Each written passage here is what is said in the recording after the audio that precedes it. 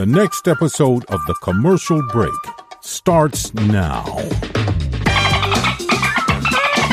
yeah, cats and kittens, welcome back to The Commercial Break. I'm Brian Green. This is my dear friend and beautiful co-host, the Director of Aviation Services, Kristen Joy Hoadley. Best to you, Krissy. Best to you, Brian. And best to you out there in the podcast universe. Okay, I want to do an update from the last episode. Because remember I was telling you at the very end of the episode that someone had left a comment on one of our, on one of the reviews saying that Brian had appeared on a Patreon episode of I don't fucking know what the name of the podcast is and I don't care. But we were confused. We were confused because I'd never shown up on this podcast. I didn't even know the name of the podcast they were talking about. So in my inevitable internet research about this podcast and exactly what they do and who they are, I figured out that it's a wrestling podcast. I think there's so many, the name is so ubiquitous that there are literally a million podcasts with the exact same name. Okay. So first dumb mistake you made is that you didn't spell out which version of that particular name of the podcast. There are 30 of them, and so how would anybody know which one to go to? Number two is I think I identified that it's a wrestling podcast that's only had 17 episodes, but they were literally 5 years ago that these 17 episodes came out, and they've rebooted the show. Same name, different RSS feed, different cover art. And what they did is they went around to almost every comedy podcast out there, and they put the exact same review, which was 5-star, loved the show, loved the... So-and-so was very funny. In her insert name here, they were very funny on the Patreon episode of this, hoping that they could get someone, catfished essentially into their Patreon. Let me tell you something. I know that The Commercial Break is not a good podcast. I understand that. I get it. We're not dumb over here. We are dumb over here. But we're not that according dumb. To my IQ test. According to Krissy's IQ test, 0.0, Mr. Blutowski. But we're not that dumb. And so what we just play one on the podcast. Yeah, we just play dummies on the podcast. I did stay at a Holiday Inn last night, though. So these people didn't leave the name of they didn't leave any identifying information as to where you would find this supposed podcast on Patreon. And I don't think anyone's dumb enough to go sign up for your Patreon just because you left a comment and a review, because I got news for you. We love the reviews, and we're likely the only ones that are reading them. So no one else reads. Who the fuck reads reviews? Yeah, we read them all. I read them all. We love them. I read everybody else's reviews too, and I'm like, I can't say that. Don't do that. It's like reading other people's reviews is like a good guidepost as where you should go and where you shouldn't go. When I see a big controversy blow up on another comedy podcast in the comments, in the reviews, I'm like, don't go there. Hence the reasons we now only do Frankie B and Mountain Monsters because everything else is too hot to handle. Apparently. That's it. But you didn't win this time, my friend. You may have gotten your review in, and there's nothing I can do about that. But if you see on our reviews, if you're one of the people who actually read reviews of a podcast, and you see that it says that I appeared on another podcast, I have never appeared on another. I haven't appeared on another podcast in years. So don't get fooled. Don't be fooled into going to that wrestling podcast's Patreon. I don't want to see them make the money. However, I don't hate the player. Somebody was trying a little guerrilla marketing. Hey, listen, I guess you got to give them a little bit of credit for the guerrilla marketing, but don't go over there. Don't pay them $5 to not hear me. If you want to hear me, just turn on one of the 600,000 episode of The Commercial Break. For free. Literally for free. You don't have to do a goddamn thing. You don't have to pay anybody. We tried Patreon. You guys wouldn't pay for it. So, well, we thought that they wouldn't, except, remember, you didn't actually check the email box. That's true. Stuff was coming to.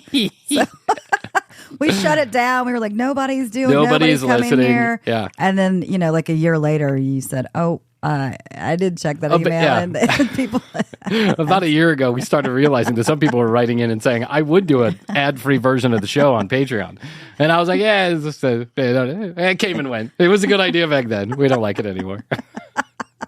It's too much effort. I don't want to put all that effort into it. You know what I'm saying? Yeah. Do you remember we were doing 2 fucking episodes for a week? We did 2. Yeah, we did. That's how we started off. We did 1 episode on Tuesdays, I think it was. And then we moved to Wednesdays because we couldn't manage to get up on Mondays and do the show. So we changed it to Wednesdays. And then we did a second episode for Patreon only. And I think there's like 4 episodes of that, but you can really tell. Or this is what we would do. We would end the show and we'd be like, we're going to continue the conversation over on Patreon. And then we were literally as boring as we could be for 20 minutes, and then we turned it off. It's like the worst of the worst. We tried a newsletter too. Remember that? The break room. The break room, where you get free content every week. So after Patreon failed, we were like, well, we'll just give it to them for free, but they have to sign up for our newsletter. I think we had many happies from many potential scammers of the commercial break that wanted our break room. Many happies. Your podcast is many happies. Oh, thank you, sir. Your podcast is many happies too. Like to appreciate you. The break room was worse than Patreon because then we really didn't give a shit. No. We almost gave a shit when someone was going to pay $5 a month, but we never gave a shit when no one was going to pay. We had one meeting about it. Yes. Where you were like, you come up with this content, I'll come up with this content, and then it never materialized. I wrote a story for that break room. I wrote like a funny thing, a funny paragraph. I don't think anybody opened the email. Wasn't it about the review on? Hold on, it's coming to me. Oh, Amazon, the candy. The candy. Made people the gummies. Yes, not constipated. The other thing, they were running right through them. Yeah, I don't know if anybody remembers this, but for like a hot minute during the pandemic, everybody was getting the runs, and they supposedly from these Chinese gummies that were being sold on Amazon. So we bought some, and my kids ate them. Nice. We never even followed through on the experiment. We're so bad. We are. Yeah, I was watching this Instagram clip that we put on the other day, and it was like, I forget what I was saying. I was like, we do nothing. We're as lazy as we possibly can be. Blah, blah, blah, blah, blah. I'm like, what a rousing endorsement for our podcast. We're mediocre, and we get even worse when you get our free stuff. I think we get sidetracked. You think we get sidetracked? My 3-year-old kid has a better attention span than we do. We tried with the Notebook, but do you know what happens sometimes? Is Tina helping with the Notebook? Yeah, Tina's going to be in here tomorrow reviewing that Notebook. Okay. You know what happens sometimes? I've realized I don't. You know, I used to listen to the show like 3 or 4 times. Like we record an episode, and I listened to it 3 or 4 times because I edited the show forever and ever until last year when we got Christina. And Christina has been wonderful, but what she's done is she's taken me out of the loop of listening to the show after we recorded. Essentially, I don't listen to it very often. But when I was on vacation, I decided, well, let me listen to a few episodes and see where I think we can make improvements, right? I'm making an effort. Well, everywhere was the answer to that. That's right. There wasn't one episode where I was like, that's spectacular. I was kind of like, well, there was one thing I laughed at there. But you know what? I got frustrated with us. You know why I got frustrated with us? Why? Because we really do get distracted very easy. I'll be on a train of thought. You'll say something, and we'll go off in a totally different direction. And I'm like, wait, I wanted to hear what I had to say on that subject. I'm so interesting to myself that I wanted to know what I was thinking. I don't even know what I was thinking because I didn't get the thought out. So, you know, listen, I don't think that's going to change. Look over here. Yeah. Hey, shiny thing over here. Squirrel. Huh? Squirrel. Who's that? Doug the dog from Up? Squirrel. I see a squirrel. That was the best movie. I do love that Up movie. was the first Pixar movie where I cried. I was like cried like a little baby. Oh my God, it's so emotional. It's so sweet. I got to be honest. The older I get, the more I like crying. I feel like I like crying. I do. When something gets me, I just don't feel afraid anymore to cry. And that's why I'm a little nervous about going to see Barbie movie with Astrid, is because I know there's going to be a moment there when I'm going to be like, this is my daughter. Oh, God, the Barbie movie is going bananas. Barbenheimer or whatever they call it. Well, that's the other movie. No, but they call it Barbenheimer together. It's the biggest opening for cinema ever. Yeah, period. End of sentence. $450 million made between these two movies. I just think here in the United States, if I'm not mistaken. And it's Barbie. You could be. I'm definitely mistaken, but you know, I'm going to pretend like I know what I'm talking about. Barbie and Oppenheimer. But that, you know, my brother went and saw Barbie, and he said it was really good. He said it was really good. Our daughter went to go see it last night, and she said it was incredible. And they dressed up. They were all in their pink. Yeah, I'll wear a pink shirt. Why not? Yeah. I don't give a shit. Like You're wearing a pink shirt right now. Yeah, I'm wearing a pink shirt right now. I wear pink shirts all the time. I'm not afraid. I'm not afraid to go see Barbie. I'm not afraid it's going to turn my dick into a vagina. Doesn't work like that, guys. Doesn't work like that. You can't turn your dick into a vagina just by walking into the Barbie movie. You then have to sit through the entire thing. Then you turn into a vagina. That's right. So, and you know what? I'm going to give the vagina a chance because... You should. I know. It's Barbie. It's a wonderful world. What's not to like about the Barbie movie? That's what I was saying too. I mean, it's so nostalgic for me and for lots of girls, but also guys too. You know what? Ken was rocking it. I liked La La Land so much. Esther didn't like it, but I liked it so much that I'm willing to go see Ryan Gosling in almost any movie where he sings. Because I was impressed by the whole movie. I thought it was really... Did you like La La Land? Didn't. How can you not like La La Land? La La Land was so good. I'm very particular about my singing movies. There's only one singing movie that I like. It's La La Land. That's it.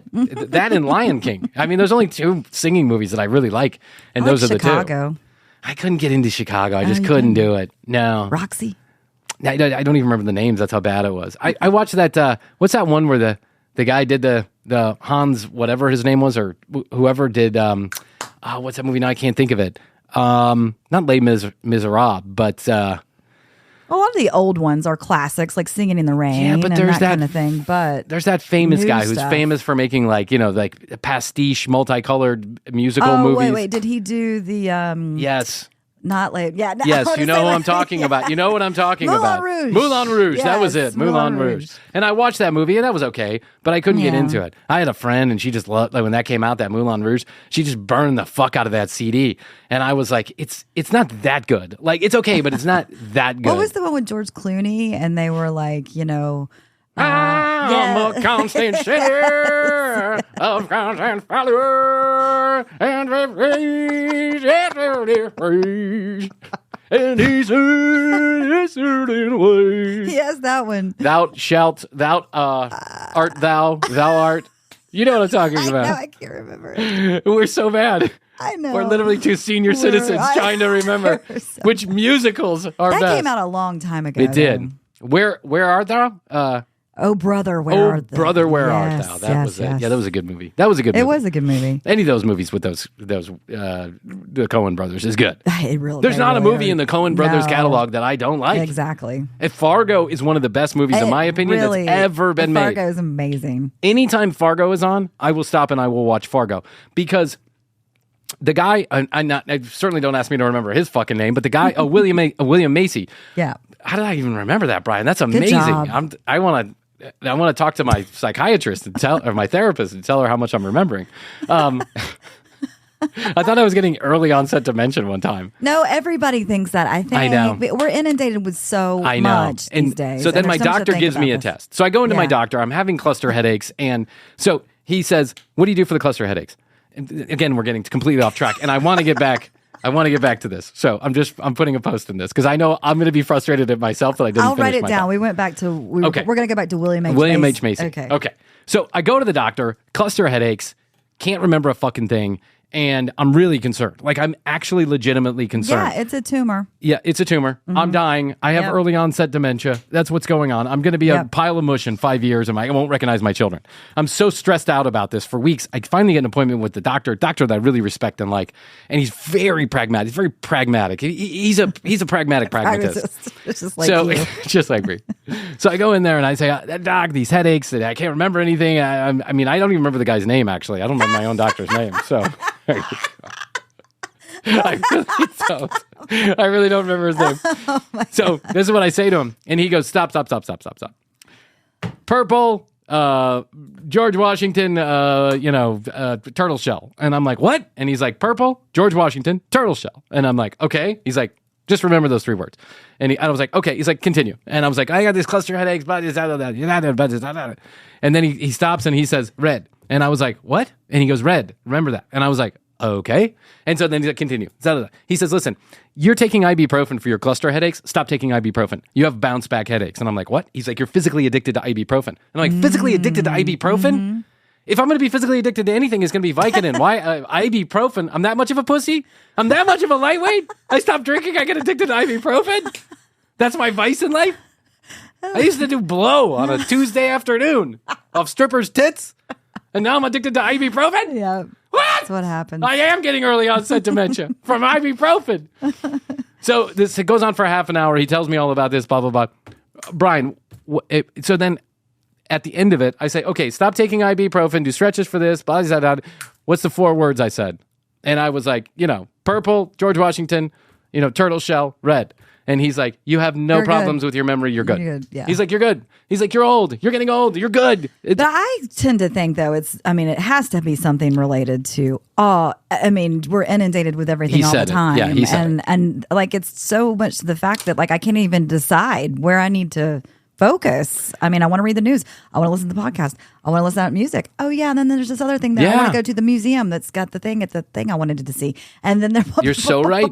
You are so fucking right about this. And then try having children on top of that. Yeah, 12 children or however many fucking kids are running around this house. Yeah. You have all these kids. And it becomes the center of attention 24 fucking hours a day. And you're so right about this. Even if I didn't have children, there are so many movies, television shows, books that are half finished, audio podcasts that I start and I never finish. And then put on top of that, the pure nonsense that I'm researching for this fucking show all the time. Right. My head is literally...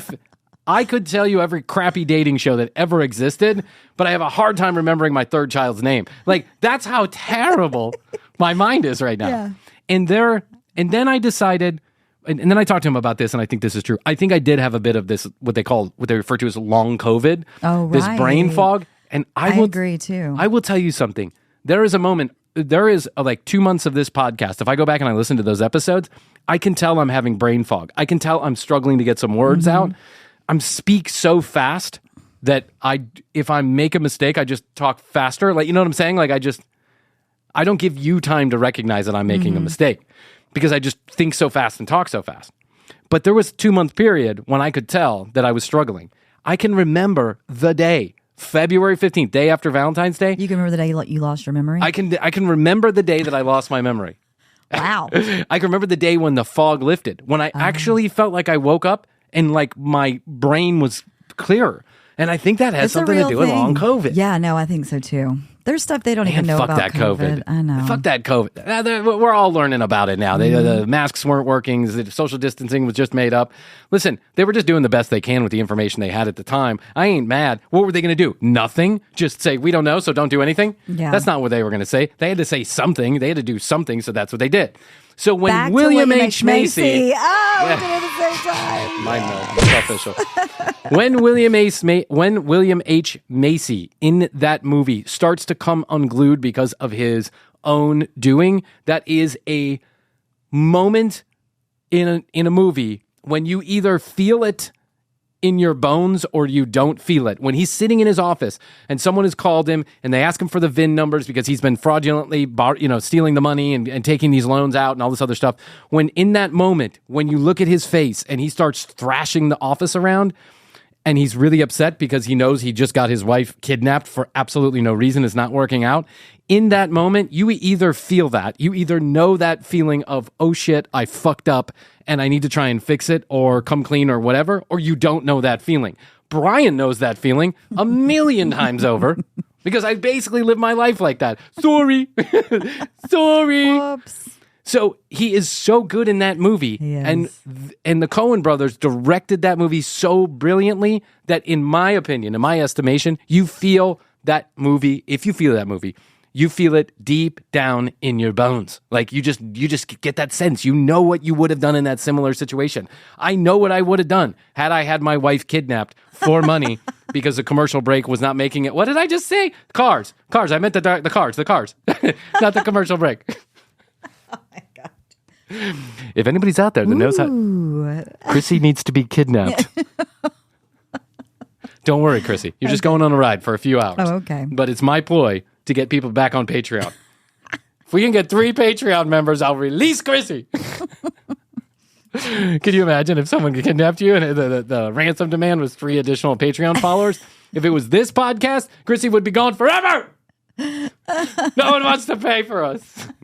Everyone's happy to ride on their coattails. Jeff would pay. I'm not so sure. I mean, I'm sure he would pay, but for Patreon, he'd probably be like, do I really have to get Patreon? Can I just give you the $15? But that's okay. You can go to Rocket Money and cancel your subscription. Rocket Money sponsors this episode. Rocket Money. I heard you doing that the other day. Old Rocket Money. Love those guys at Rocket Money. Yes. I have to get a tooth pulled. Oh, yeah. Again? No, not again. I didn't. What are you talking about again? Well, I thought, you had a root canal. I had a root canal situation a while back. What do you think? I got just teeth falling out of my head? It's because I have early onset dementia. Doesn't mean my teeth are going too. Is that the same tooth? Same tooth. Same tooth. Can't save it. I had a root canal on this tooth back in January, February. Doctor, actually, let's go back a little bit. In November, I go get my teeth cleaning every 3 months, tooth cleaning. So 3 months? Every 3 months. Yeah. You get your teeth cleaned every 3 months? Yes, I do. Okay. I know you're only supposed to get it done every 5 months or whatever. 6 months. 6 months? Or the insurance allows you to get it done every 6 months. I get it done every 3 months, and I'll tell you why. It's because I have had so many issues with my teeth that I no longer wish to have issues with my teeth. Mm-hmm. I hate it. I hate people putting their hands in my mouth. I hate feel dental bad work. for people that have bad teeth that have to get all that work done. It's terrible, and thank you. I appreciate the sentiment. It's terrible. I feel empathy for you. So, thank you. So I go and they do the yearly, whatever, the x-rays or the every twice a year x-rays. They do the x-rays and the doctor comes in and she says, you got a crack in one of your teeth. And I'm like, what? Eesh. And she's like, it's tiny, it's a hairline, and it wasn't bothering me. So I was like, well, it's not bothering me. She's like, I know it's not bothering you now, but it's a crack in your tooth and it's going to bother you at some point. Well, lo and behold, during the holidays it started bothering me. So in January, February, I go and I get a root canal.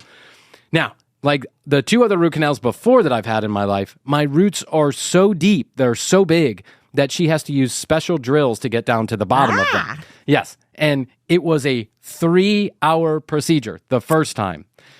I get out of the chair. I've been there for 3 hours. She's had this thing holding my mouth open the entire time. And on top of that, I have TMJ. So now my entire mouth is just irritated and swollen. So I let it kind of settle down over the next couple of weeks. And then it starts hurting again. That same tooth. I go in. She's like, that's impossible. You have a root canal. If you're having pain, there's something else going on here.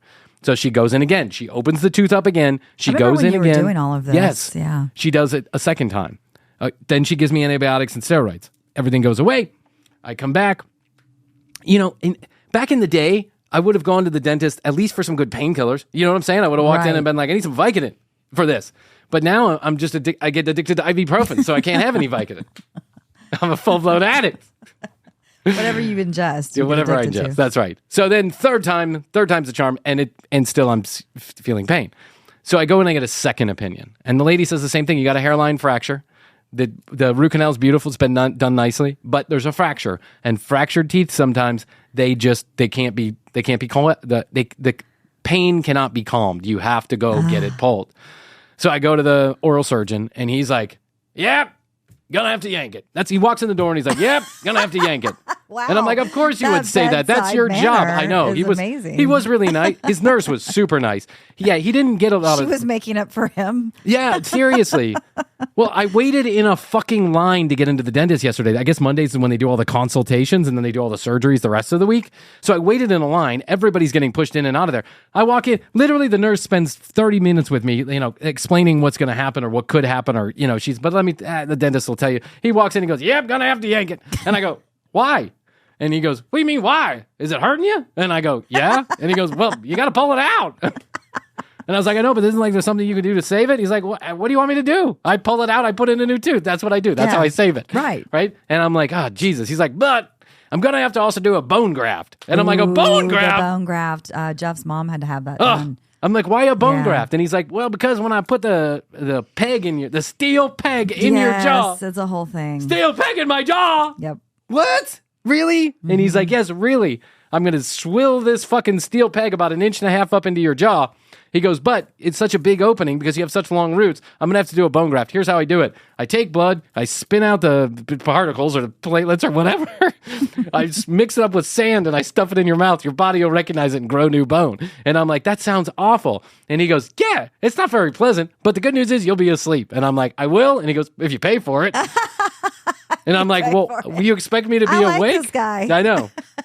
And he goes, I don't expect you to do anything. He goes, but if you want to be awake, and I go, I don't want to be awake, but it costs more to go to sleep. He's like, yeah, I got to get an anesthesiologist. Yeah. He's like, what? Do you not know how this all works? And I was like, no, I don't actually. I've never had a tooth implant. So he says, well, listen, you can do this one of two ways. You do it awake. I'll dope you up as much as I can. I'll make that mouth as numb. But if I have to put my knee on your chest to pull that tooth out, it may be unpleasant. Oh, my And God. I was like, you got to be kidding me. And he's like, how do you think we get a tooth out of the head? He's like, You just don't put a string around it and close the door. He's like, I ain't the tooth fairy. This guy was such a character. And I was like, okay, so if you have to put a knee on my chest, he goes, well, some people. Him like I know. On you.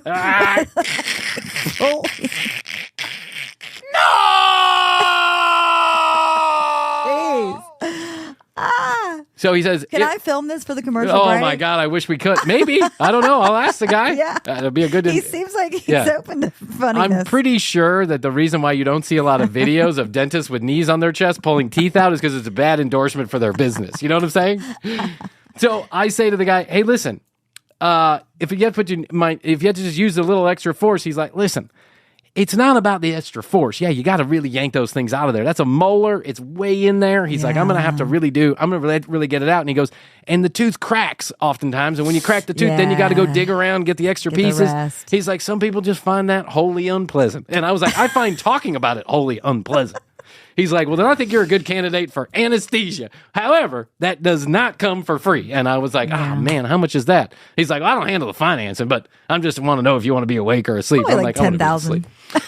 That's fucking $6,000 to get a tooth taken out of your head and an implant put in. $6,000. And guess how much insurance costs? It takes of that zero. Yeah. You should have seen the look the financing lady gave me when I go, does my regular... She goes, you're out of benefits, so it's $6,000. And I'm like, and regular health insurance doesn't cover this? And she's like... Are you kidding me? I was like, is this whole office full of assholes? Are you all smart asses? Did you go to church? Is this an act you're doing? Are you looking for a sitcom? Is there a pilot for a reality show going on here? Exactly. Everybody's funny in their own fucking way. Come on. Let's get it together. So, point being, I got to get this fucking tooth yanked out of my head, and then I got to go get a damn implant, and the whole thing either takes 6 months or it takes 9 months. It just depends on how you heal. The bone graft is the bone graft that happens first, and he has to see how that takes. Well, he said if he goes in there, he yanks out the tooth and the roots, and he cleans it all out, and it doesn't look... he's like, if it doesn't look good to me, meaning that there's tissue in there that I see needs to be healed before we do anything, he's like, I close it up with a couple stitches, we wait 3 months, you come back, I do the bone graft, then you wait another 3 months, and then you go get your implant fitted, the actual top of the implant fitted. And I'm like, this sounds a fucking complicated procedure. And Jeff's mom's been going through this for like 2 years. Did she pay $6,000? Oh, she's paid more than that. I mean, to have a tooth pulled? Well, poor thing, she fell. Oh, yeah, that's right. Walk, yeah. She knocked out all her teeth. Her face, hit the concrete, and emergency dentist, the whole thing. Hey, girl, while you're down there on the ground with no teeth, I thought you might want to get up and give me a biblically adjusted blowjob. You know what I'm saying? A biblical blowjob. Hey, girl, listen. I ain't asking for much. I'm just asking for a nummy. A gummy. BBJ? A BBJ. A biblical Bible blowjob. A BBB. I mean, what would Jesus do? That's what you got to ask yourself. He washed a lot of feet. I'm sure he would have washed a dick. Had homosexuality been a thing. You know what I'm saying? All right, girl, call me back when you get those teeth fixed. I can see Carl. I miss Carl. I do miss Carl. Carl will be back. Carl's around. I like to hang in the wings. Yeah. I like to circle in and out the characters, mainly because I forget how to do their voices sometimes. He's hanging out with the baby. Baby, what was it? Baby Satan. No. It's baby Dante. Baby Dante. That was it. Yeah. Goo goo gaga. The fuck is going on here? Goo goo gaga, suck my dick! Grandma, now that you lost all those teeth. Or was it this? Goo goo gaga. I think that was it. I think that was it. Suck my dick! Yeah, that sounds better. That's my voice. Gaga goo goo pee pee poo poo. So, your old Grams fell down, hit her face, and then what happened after that? Well, she's been going through the bone grafting and oral surgery for 2 years. 2 years? Yeah, so be careful. That's 100% of my lifespan. What do you want? Bitching and complaining. I have had no teeth either. Works out just fine for me. I just grab onto a tit whenever I see one. Speaking of tits, can I borrow one? Blue. Oh, is Blue back there? Mm-hmm. Well, good. It's not the kids today. They're gone, so it's just Blue barking at whatever. Blue. What a bitch. Dante. Yeah. But speaking of Dante, that's the real Dante back there. So, yeah, I mean, listen, I know that it's a whole thing. It's a whole thing. Yeah. She had a lot of her front teeth knocked out, right? Help. Yeah, you can help by, getting me some of that pain medication your stepmom had. Yeah, right. Your mother-in-law. Yeah, I mean, so I say, hey, what's the recovery like? And she's like, well, listen, you got for a couple days, you just relax, you take it easy, right? Yeah. She's like, you have some stitches. First day, you won't do anything. Second day, just rest, take it easy. She called it, you'll be under chair rest, right? Not bed rest, but chair rest. We just want you to relax and hang out.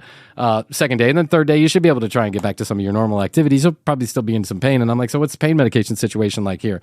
And she's like, we can give you 12. And I was like, 12? And she's like, 12 actual pills of whatever she said.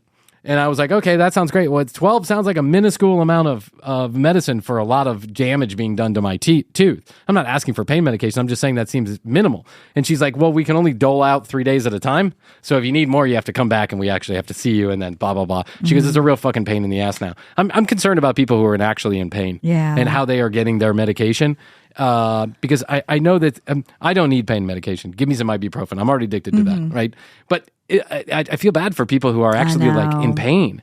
And yeah, it's a whole thing to have to go through. I don't know. I never got into the pain pills, but I mean, it's a whole thing. I've taken some pain pills in my life. And people are in chronic pain. Of course, they're in chronic pain, and one of the only things that can help is opioids, because we don't have a better solution than opioids. They're like literally the universe's gift to our pain tolerance, right? And so, but then you make this blanket statement that you can't do anything for anybody unless you have 55 pieces of paper, and doctors are getting arrested all over the country, and some of them should be arrested. Yeah, absolutely. But others of them are just trying to manage the pain of really chronically sick people who need the pain medication. It's like if you get to a point in life where you cannot function because of pain, and pain medication gives you an ounce of hope to have some kind of normal day, you should be able to take that pain medication like fucking syrup. Just drink as much as you want. And people who are dying or who have cancer, those three people and people who have surgery, you should be able to get the adequate amount of pain relief that you need. And I know the CDC or whoever makes these rules, the FDA, they're lifting some of these guidelines, understanding that people are getting caught in the crosshairs. I don't want to see kids dying in the street either from pill parties or whatever the fuck is going on. I don't want to see kids dying in the street either. What I also don't want to see is people unnecessarily in pain. That's it. I don't want to have to go to the internet and buy that. What is that fucking shit that people are buying? What's that shit that people buy at the gas station? White Ryan 3000. Yeah, White Ryan 3000. White Ryan 3000. Not approved by the FDA or the CDC. It's like this leaf, the tea that they make with it. Kratom.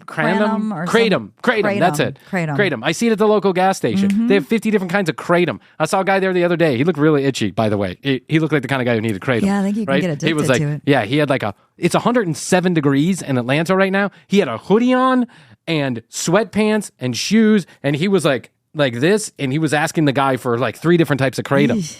And I was like, dude's going through bad withdrawals right now. And apparently kratom is and can turn, I guess it turns on your opioid receptors or whatever. And it helps people with withdrawal and with pain. And thank God, at least this one thing the federal government hasn't had get their claws into. You know what else the federal government should keep their claws out of? I'm going to tell you right now. What? I was trolling on the internet. As you do. As I do like to do. Tina and I were trolling on the internet together, not in the same place, but together, going back and forth about a content idea. And Tina sent me the most interesting Instagram reel I've seen in a long time. And it was a lady who said, this is why Gen X doesn't trust anyone. And then this lady goes on and she says, I can't believe you motherfuckers are trying to make me feel crazy again. And I was like, starts off kind of weird, right? I thought maybe Tina was sending me something about a video of someone coming unglued. Well, she does come unglued. And she comes unglued because she says, I spent my entire childhood, almost every week, looking at the mail that came in the door because that was a form of entertainment, to look at the mail that came in the door, the actual mail, physical mail. And every fucking week, for however many years of my life, Ed McMann was on the front of the Publishers Clearinghouse Sweepstakes. Came to our house every week. And now the internet is trying to tell me that never happened. Ed McMann was never part of Publishers Clearinghouse. So I'm like, what the fuck is this lady saying?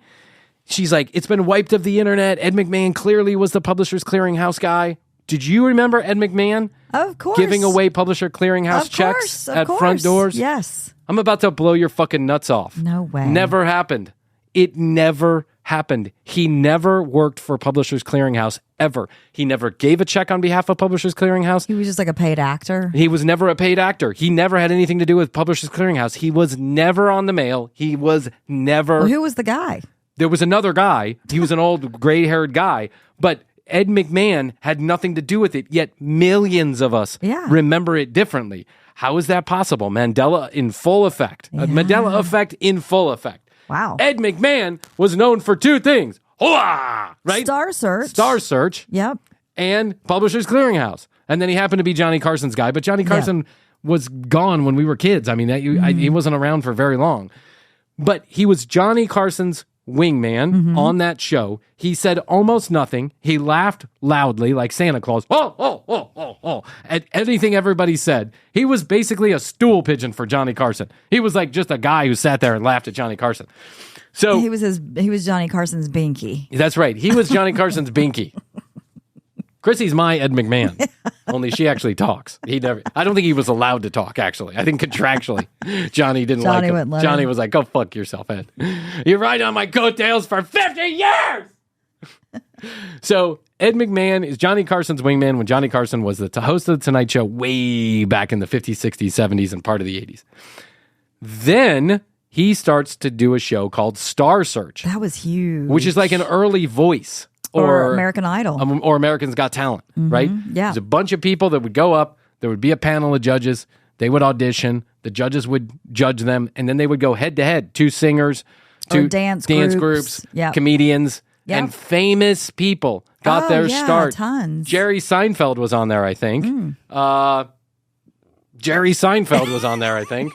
A bunch of people. And a bunch of people lost, by the way. A bunch of people lost Star Search, became very famous. True. So that's the second thing he was known for. Then the third thing that we, Gen X, Z, whatever you want to call us, that we knew Ed McMahon for was that goddamn research into this. Publishers Clearinghouse. I did. And let me explain why we all think this. Okay. I'm about to solve this for everybody. I'm about to solve this problem pragmatically, because I'm a pragmatic pragmatist. I'm a husband, a father. Pragmatic pragmatist, a host of a mediocre, middling podcast. Number 312 on the charts. I went back and listened to one of our episodes, and we were celebrating being number 70 in Germany.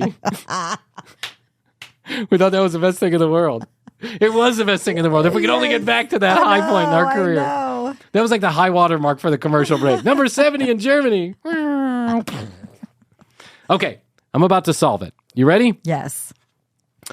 For evidence number one. You don't remember Ed McMahon being a part of Publishers Clearinghouse.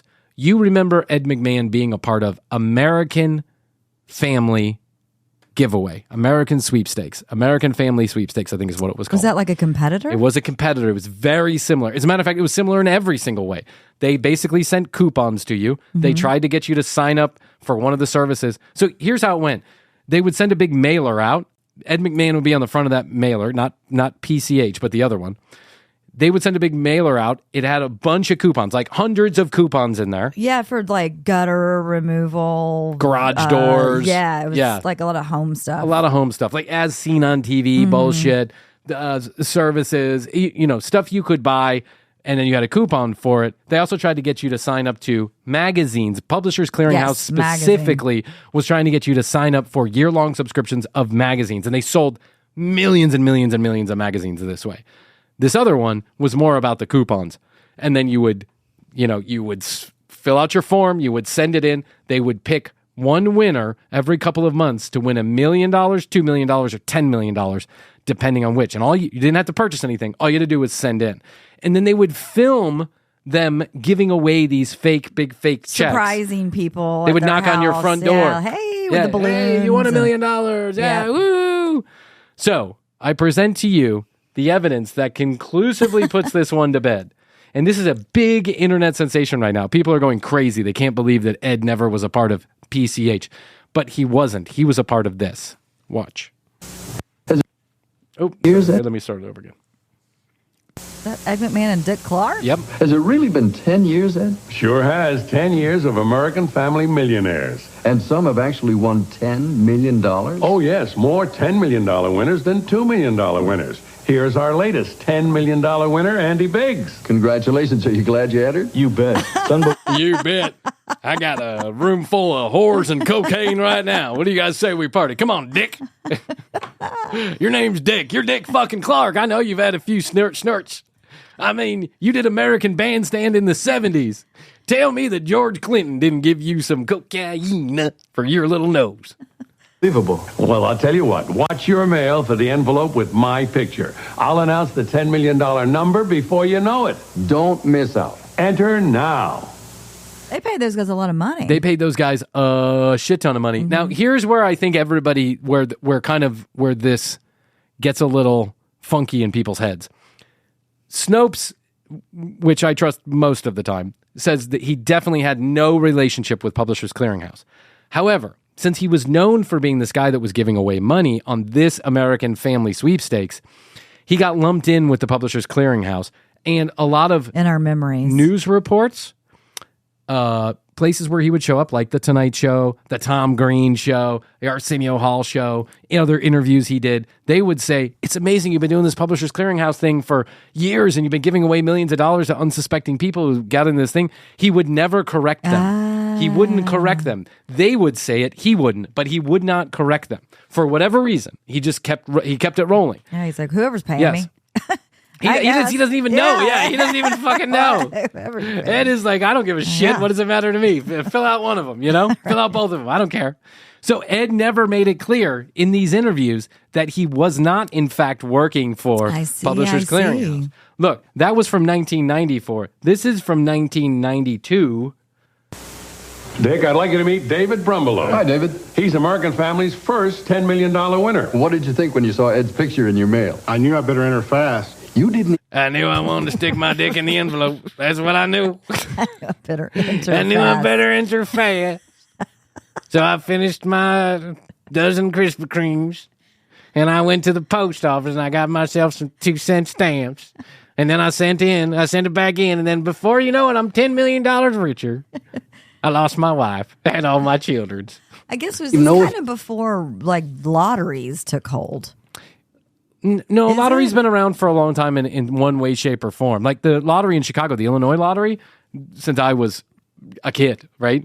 But Georgia didn't get theirs until... No, they didn't get theirs until the 90s, like around the Olympics. Yeah. But they became popular, I would say, in the 90s. Almost every state had some kind of lottery. So, yeah, you might be right. Before they kind of took hold in all places. This was a way to win big money. A way to win big money, and you had to do without nothing. going to a casino, yeah. Yeah, look at Bill Blundelberger here. Yeah. Blundelberger. He looks excited, doesn't he? He looks like Bill Blunderberger. That's what he looks like. You had the winning entry. No, but I sure wanted the $10 million. That's the spirit, David.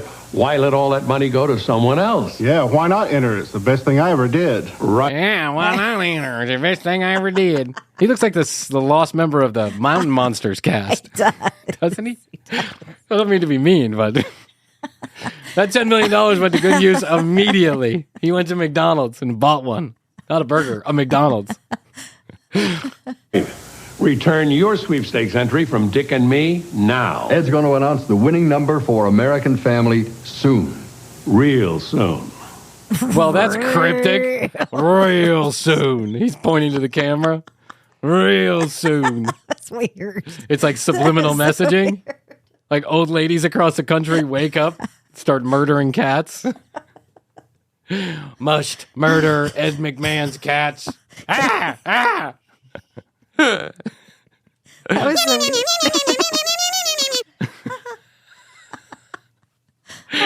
No. Okay, well, the mystery has been solved. The mystery? Then. Thank God you spent all your time looking into that. I looked into it. I also watched a bunch of star searches because why not? Yeah. I'm bored. I'm here all alone. No one's with me. Oh man. I'm here. I know. You gonna be here when I'm a toothless wonder? I will help you. Luckily, it's on my non-camera I'm a good side. nurse. Yeah. I'm a good nurse. I know you are. I know you are. And, you know what else you can do? You can nurse your hangover and go to our website, tcbpodcast.com. That's where you find out more information about Krissy and I. You read all the show notes. You can watch all the video. You can listen to all the audio. It's all there. One location right there at tcbpodcast.com. It's amazing. It is amazing.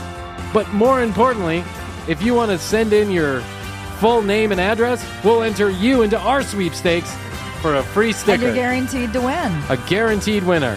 You can get a What Would Frankie Do sticker. You want to collect them all. Don't be shy. If you have a Series 1 sticker, you'll want a Series 2 sticker. Yes. These are going to be worth real money someday, folks.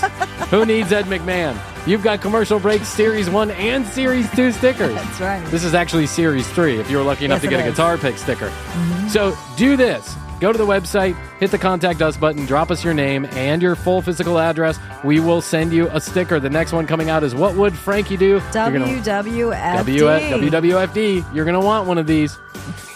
So go drop us your name and your address and we'll send it off. YouTube.com/The Commercial Break. Morgan does such a great job editing these episodes for YouTube. You'll find them funny. A lot more interesting than not looking at our faces is looking at our faces. You want to see how ugly I am, go to youtube.com/The Commercial Break and do us a favor.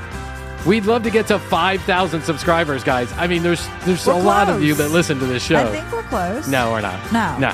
Okay. So, but if everybody would go and subscribe, we'd be there in a minute. So please do it.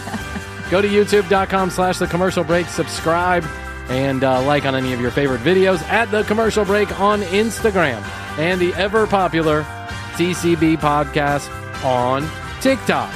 Also, 1-855-TCB-8383. That's 1-855-TCB-8383. Toll free from anywhere in the world. Text us your comments, questions, concerns, or content ideas. We'd love to hear them. And, okay. So listen, I debunked the myth. That's all I can do today, Krissy. I think so. So, I love you. I love you. Best to you. I'm best to you. And best to you out there in the podcast universe. Until next time, Krissy and I do say, we always say, and we must say, goodbye.